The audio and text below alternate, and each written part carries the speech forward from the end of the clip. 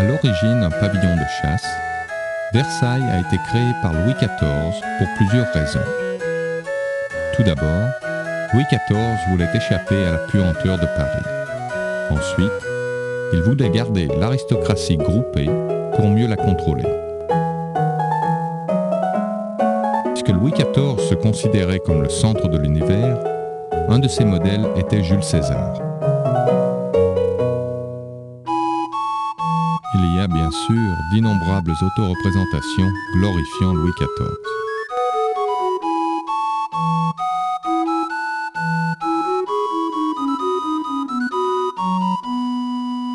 Tout, incluant les plafonds, réfléchit la grandeur et l'opulence du roi.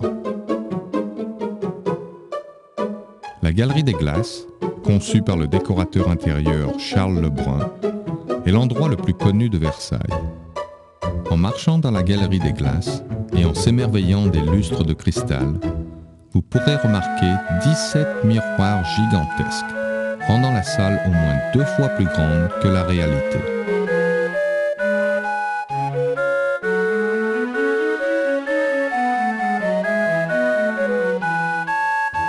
Ce portrait de Louis XIV le montre dans toute sa splendeur.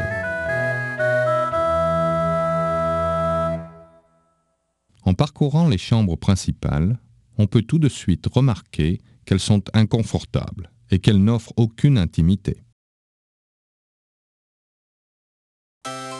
Ceci parce que le roi se considérait comme un individu public, l'incarnation de l'État français. Sur le plafond abondent des scènes historiques et mythologiques. La seule touche d'intimité sont les portraits de famille. Dans ce cas, de Marie-Antoinette,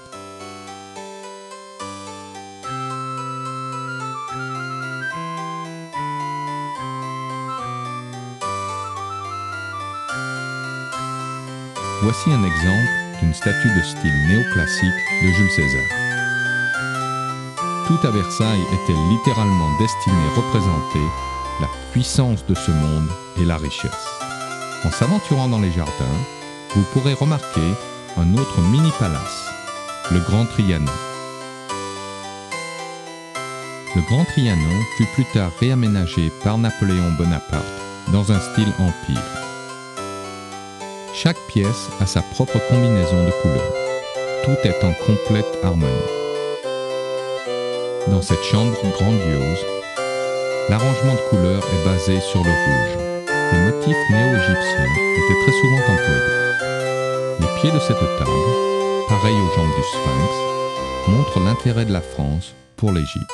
Dans cette pièce de couleur jaune, le centre d'intérêt est la cheminée.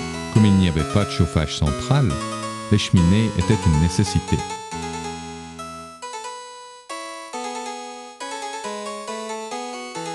Le motif oriental, avec ses combinaisons or et noir et rouge et noir, est omniprésent dans cette pièce.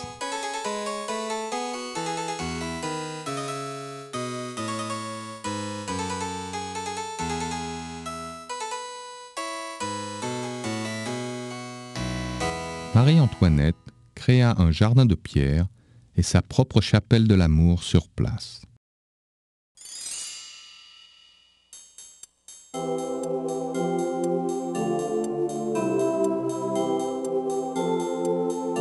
Elle avait également un petit village, le hameau, où elle joua le rôle d'une laitière bucolique. Ses pièces de théâtre furent inspirées par la fameuse philosophie du « retour vers la nature » de Jean-Jacques Rousseau. Dans le hameau, la puissante cour de Versailles prétendit être de simples paysans et s'entretint avec la nature.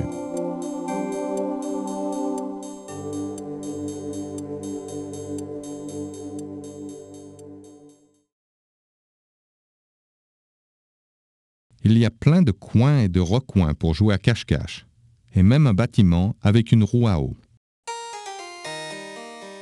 Le plus petit palace des trois est le Petit Trianon.